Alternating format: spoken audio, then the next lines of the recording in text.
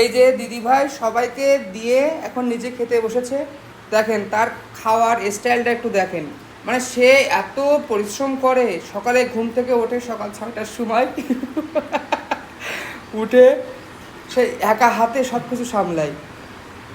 না সত্যি তার অনেক কষ্ট হয়ে যায়। আচ্ছা যাই হোক, আর নাইবা বলি, আর দেখেন তার হাতে কোকের গ্লাস কিন্তু থাকবে, মানে কোক ছাড়া সে বিরিয়ানি খাইতে পারে না। কোক ছাড়া আমার ভালো লাগে না বিরিয়ানি। আমার আচ্ছা, গ্লাসে কোক থাকবে আর বিরিয়ানি। ও, তো বিরিয়ানিটা কেমন লাগিছে তোর? সত্যি কথা বলতে এত সুন্দর হয়েছে বিরিয়ানিটা, মানে সত্যি অনেকদিন পরে এরকম একটা বিরিয়ানি খেলাম। সত্যি তো? ইয়েস।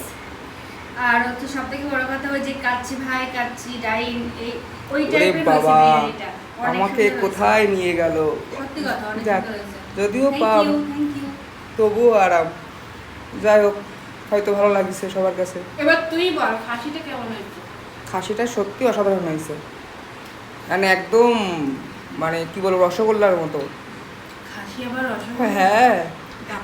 আর এই যে আমাদের আরুষ খানেরও খাওয়া দাওয়া শেষ হয়ে গেছে, এখন তার কাছে কেমন লাগছে সেটা শুনে দেখি। ও লজ্জাবতী আরুষ খান, লজ্জাবার মতি। ওই সে লজ্জাবান। কি অবস্থা, ভালো লাগিছে? হ্যাঁ, খুবই ভালো। যাক, শুনেও শান্তি।